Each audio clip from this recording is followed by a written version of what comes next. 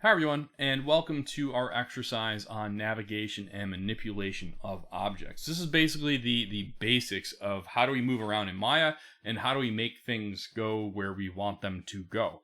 You'll notice Maya is gray upon gray upon gray. It's not the most exciting looking user interface, but it's not supposed to look super candy coated and exciting. It's supposed to be dull, so the stuff that you're working on in the middle stands out. That's important.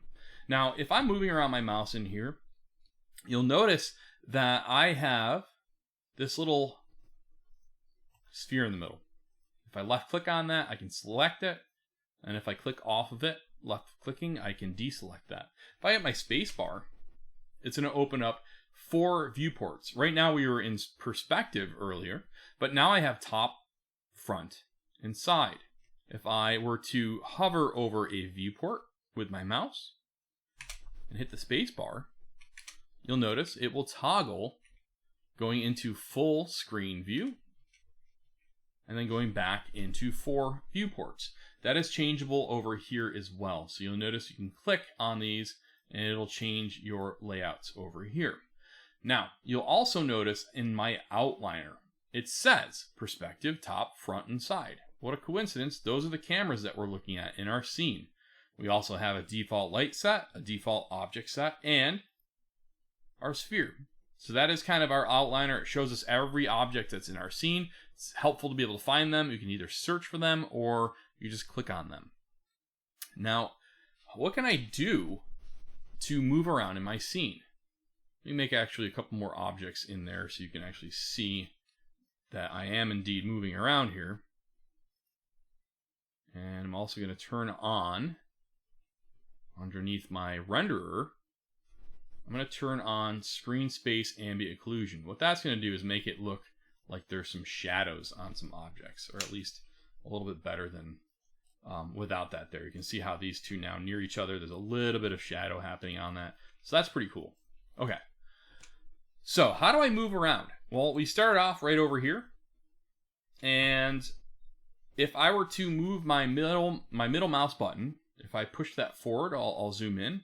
Or if I pull backwards, I'll zoom out. So that's how I can zoom. But that is kind of jerky. You can see, because this is mechanical on my mouse wheel, you can see chunk, chunk, chunk. It's set at a certain point to zoom.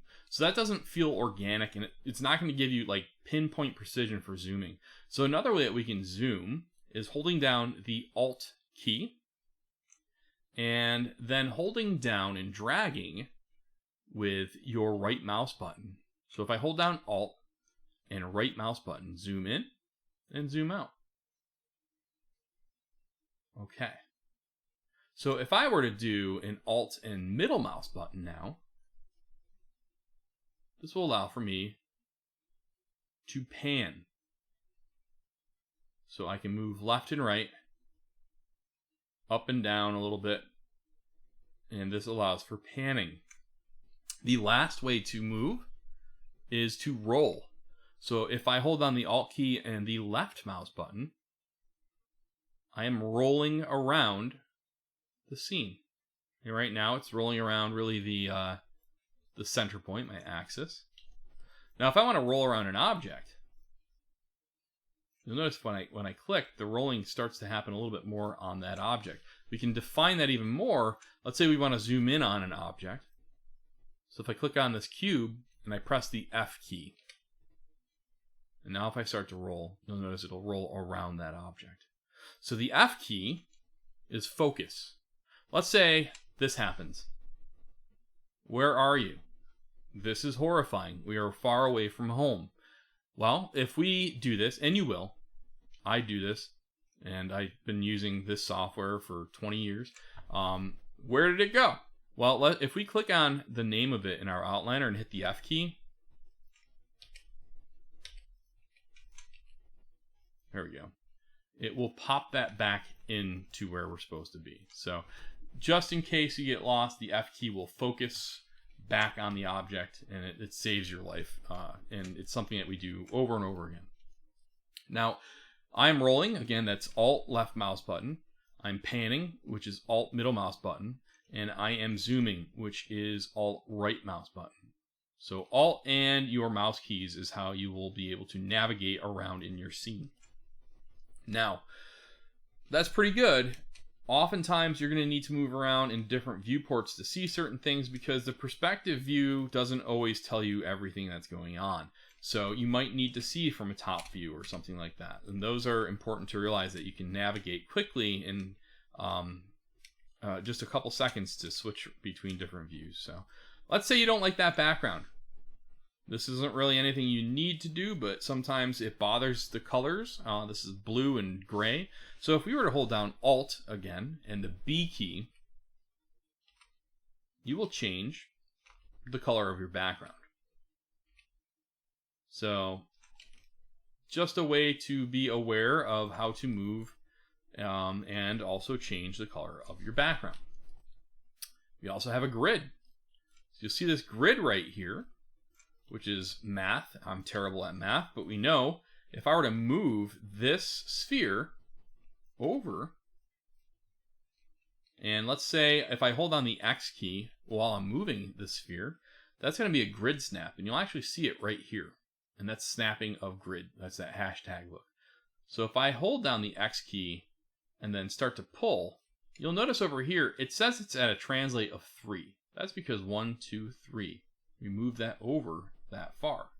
By default, when you're selecting an object, it is going to likely just be the object selected, and it's not going to have navigational controls on that. So how do we change that? Well, the Q key is the select key, and that's actually what this is right here. The next key over from Q, W, is move. And in 3D, we have the ability to move this in multiple different directions or different axes. So we have our Y, translate, our X, and our Z. And if you're ever confused about that, we have this little gizmo on the bottom that tells us Y, X, and Z. So Y is up, X side to side, Z front and back. Now, you can move around these on their own, or you can move them by grabbing one of these little squares, and it's going to move them on specific dual axes. So this is going to move it on the X and Z, and this will move it on the Y and the X. So just a good way to know how we can move around this stuff. And we also know right now this is on a translate of -2.5. So if I hit 0, I zeroed out that movement, and I can do that with this one as well. So instead of 3, 0. Okay, so Q allows for us to select an object. W allows for us to move the object. E allows for us to rotate that object, and you'll notice that this is now selected.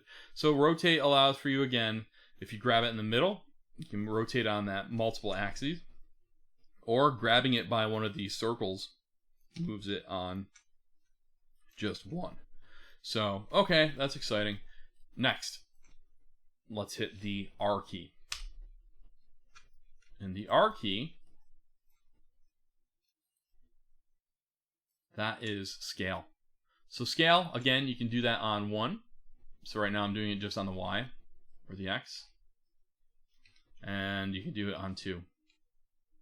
So scale, move, and rotate. Those are the basics of being able to move things around.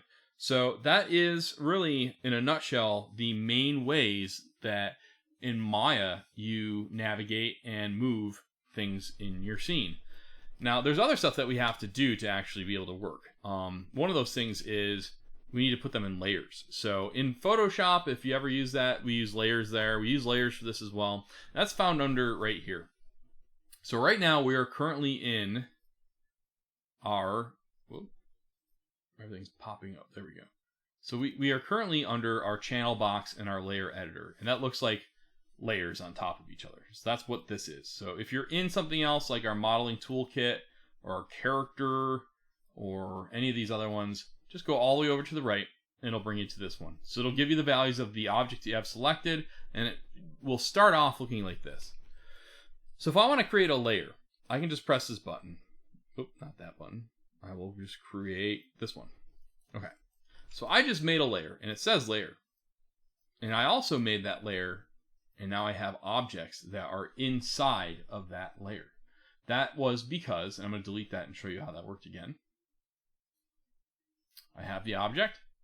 If I press this one right here, it's going to create a layer, but it's also going to grab anything that's selected and add that to that layer. So it's an easy way to stay organized. I'm going to press that again. Okay. So now if I turn that off, turn that on, I have that inside that layer because I press that button. If I want to make a layer without adding anything to it, even if I have that selected, I can just press this button, and this one right here just makes a layer. It didn't add anything to that. So that maybe you're trying to be organized and trying to change some stuff around. This just adds a layer. So we can turn layers on and off by pressing this V, so it's visible or not visible. And we can add things to a layer. Let's say that we want this sphere in this layer as well, so layer 1. We right click and then just go to add selected objects. Now we have them on that layer. We can also delete layers by right clicking, holding down, and going to delete layer. So now I got those. I can double click on my layer, and double clicking will allow for me to change the name. So we'll call this objects, and you can give it a color, all that. I'm just gonna hit save. So I have my objects. What if I'm working on a bunch of stuff and I don't want to touch those objects while let's say I'm working on a floor, and it's important to me that I work and position this floor, but I don't want to touch these guys. They need to stay where they're supposed to go.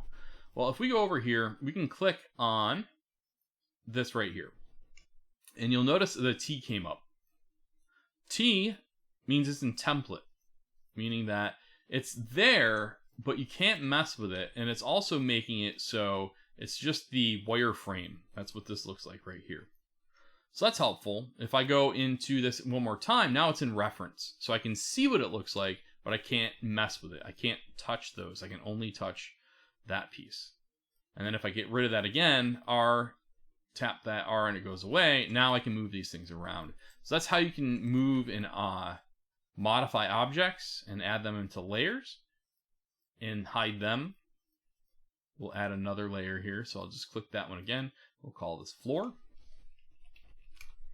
We'll hit save, and I'm going to make this now a reference. And now maybe I'm animating this ball. I don't want to accidentally touch the floor anymore. Now I can't touch that. So that's an easy way to set that up. All right. What if we're working on stuff and this grid is getting in our way? Well, if we go into show, panic attack, right? That's a lot of stuff. Well, just go down to here. Press that. Your grid's gone. That's helpful. So this allows for you to be able to show all sorts of stuff or hide that. So right now we're working with polygon objects. If I turn that off, they're gone. Turn it back on, they're here. There's a lot of stuff that we can see and work with, and the most common ones that people want to try and get rid of are either locators, lights, or our grid.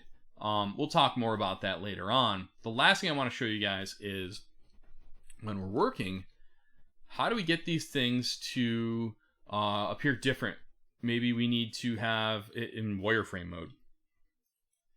So now the objects are all set up in wireframe mode. So that was 4, it said. So 4 on our keyboard is wireframe. If I want it to be shaded, it just set it on the pop-up right now. I have to hit the 5. So now I'm in shaded. So if I had a texture, I would need to enable texturing. That would be different colors or images that are referenced in. So that's how I can add shading. So if I were to hit the 3 key, not the 3 key, sorry, the 4 key, that's wireframe. 5 key is shaded. And then, so what do the other numbers do? Well, let's grab this square, or cube, press the 1 key. Nothing happened. What happens if I hit the 2 key? What the heck? Looks like a sphere. So this is smooth preview with the original geometry showing up on that. So smooth preview shows you what an object would look like if you were to actually tell it to do a mesh smooth, which is how we would make objects look softer or hard, or those hard edges to go away. So that's kind of cool. If I want to see just that object as smooth, I hit the 3 key. And now I have a square that is being shown as with the smooth preview on. So it's still a square, but if I hit the 3 key, it has a smooth preview happen. You will do this accidentally, and you'll wonder how that happened. And so just be aware, if you hit 1, it'll go away. 2 and 3 will change those out. For now, we're just going to be working with 1, and later on in the course, we'll go with smooth preview. So, all right, last but not least, let's just add some color to some stuff. We're going to press this little eyeball, this blue spot right here, and that opens up the coolest naming thing in Maya. It's called Hypershade.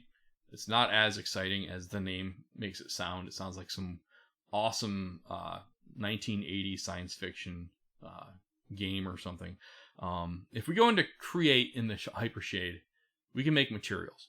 For now, all I'm going to deal with is a blend. And a blend is kind of like a shiny material. For now, all I want you to worry about is color.